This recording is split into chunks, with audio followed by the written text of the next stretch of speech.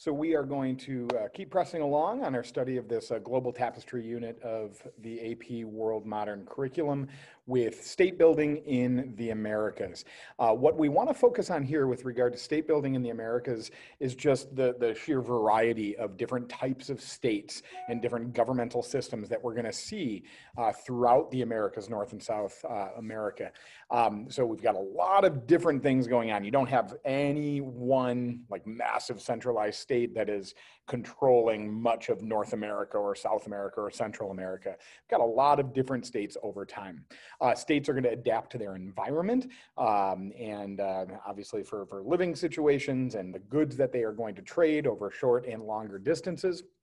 The largest states and maybe the most centralized states with maybe the more traditional centralized style governments that we would see in Afro-Eurasia are going to be found in the Central American Mexican valleys and in South America along the Andean west coast, the mountain ranges on the west coast of South America. And you can see that here on the maps, South America and Central America, along with the Mississippi River Valley in North America, and also in the present Southwest United States. We're going to talk first about a couple civilizations that develop there.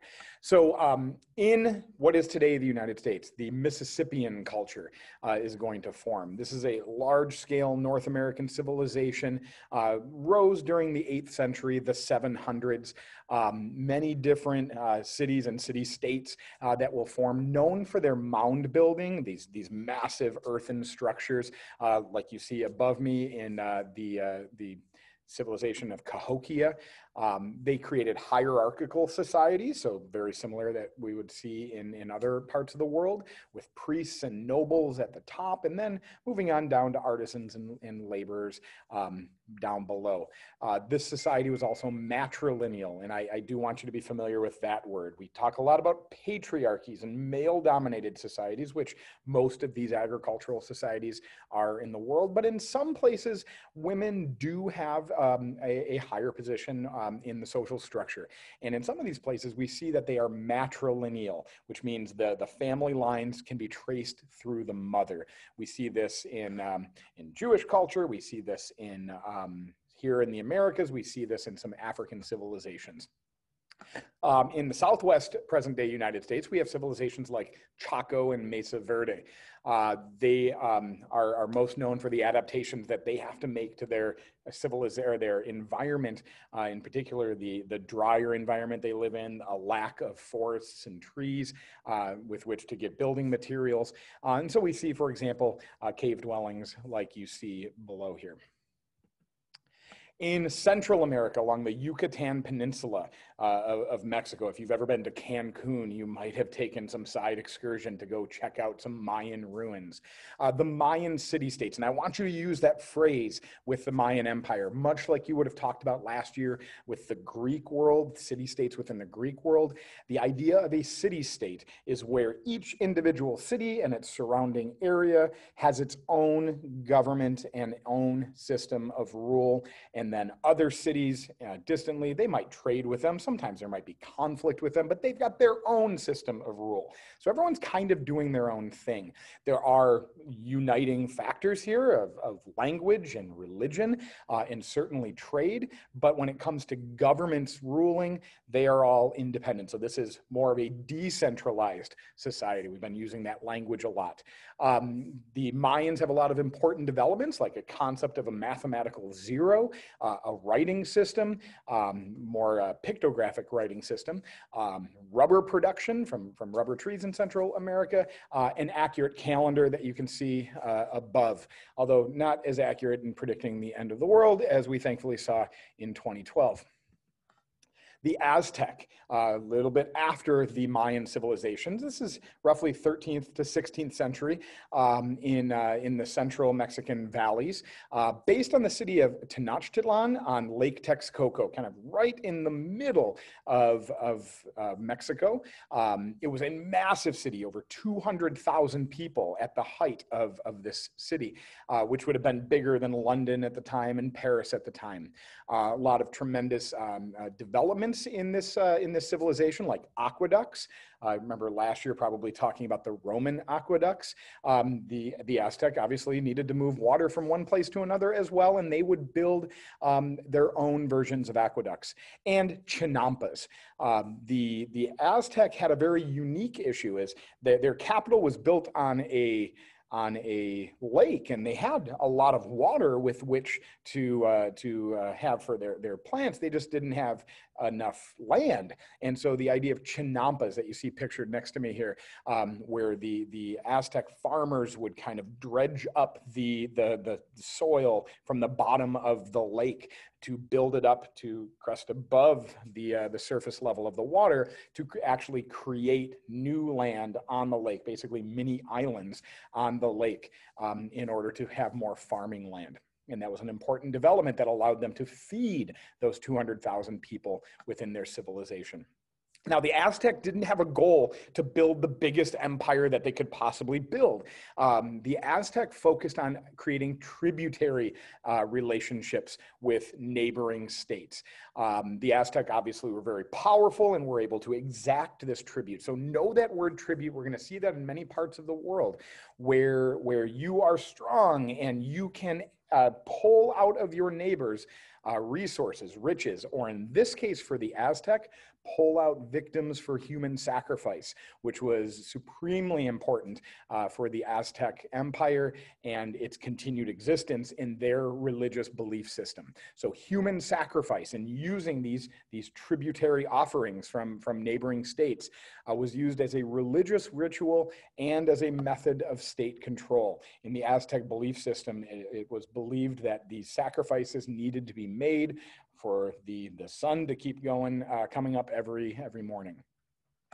Further down to the south, we have the Incan Empire along the west coast of South America. This rises in the 15th century, the 1400s, and is only going to last at its high point for about a century before Spaniards arrive. This is a more traditional, centralized style empire that we would see in Afro-Eurasia, or like we would see in Afro-Eurasia. The government would divide itself into provinces, which we would see in other places around the world. Think of the Roman Empire kind of breaking itself in half. And each province would have its own governor and bureaucrats, but still the money would flow to the central Inca, the ruler of all.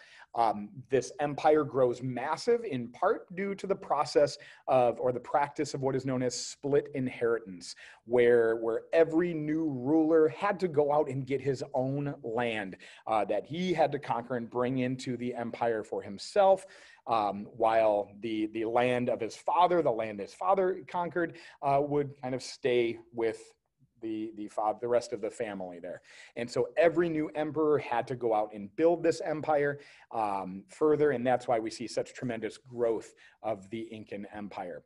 Within the Incan Empire, because it is so massive and the government has such strong control, subjects of the Inca will be used as service to the state through a process known as the mita system, where instead of maybe paying taxes to the state every year, you would pay in your service. So maybe a couple months here to go work on roads, for example, which is one of the most important developments of the Inca Empire. And you can see in this photo, some of these roads still exist to this day. They linked the empire from north to south. They provided ease for trade and more easy troop movements where they needed to quell uprisings or maybe even conquer new lands. What you see below is one part of what was called the Carpa Non, which was the biggest road system of the Inca Empire. And this is something that we see in every major centralized state, is just the development of roads by a central government that helps for things like internal trade and movement of troops. A few other developments of the Inca that you should be familiar with: as they were creating their empire in the mountains, the Inca didn't have a whole lot of flat, good arable land for farming. And so the Inca would cut into those mountains with terrace farming, very similar to what we would see in East Asia in China. Waru as a agricultural technique. The Aztec, as we mentioned, had the problem of plenty of water, not enough land. The Inca, kind of opposite. They've got a lot of land, but water can be a little harder to come by because they're up in the mountains and the water is going to make its way down those mountains. And so the waru is going to be where the Inca will dig channels around plant beds and to trap water as it would make its way down down the mountains, so they can actually irrigate their fields. The quipu, this is it's not a necklace. It looks kind of like a necklace, but it's actually just a string with a series of other strings hung to it. The Inca do not have a writing language. They do not have a written language. So the quipu was a way for record keeping for the Inca, for taxes and census and things like this, depending on where different knots would be tied along those strings. Someone skilled with reading the quipu could keep track of those things. And then, of course, the very famous city of Machu Picchu you might have heard of. This was a city that was discovered in the early 20th century, I believe, and much of it is still intact despite earthquakes and things like that have taken place over time. One important development that the Inca are going to use that makes their structures so strong over time is they did not use any kind of mortar between their bricks. They just interlocked them without actually sealing them in, which allows them to have a little bit of shift and sway because they're on that eastern part of the Ring of Fire. So they've got a lot of earthquakes and volcanic activity and things like this in that area. So you know plenty now, or at least enough to know about Central America and South America and North America with regard to getting by on those questions on the AP exam. Big three ideas I want you to keep in mind. These guys at this point, before 1450, have no contact with Afro-Eurasia. But that doesn't mean there aren't incredible developments happening. When Spaniards arrive and first see the city of Tenochtitlan, they have never seen a city that big. There are a variety of governmental forms, from city-states to tributary empires in the Aztec to more traditional centralized states. And all of these states had to reflect the realities of the environment and terrain that they lived in, and they adapted to those realities. So that is what we got today, and we will see you soon to talk a little bit about developments in Africa.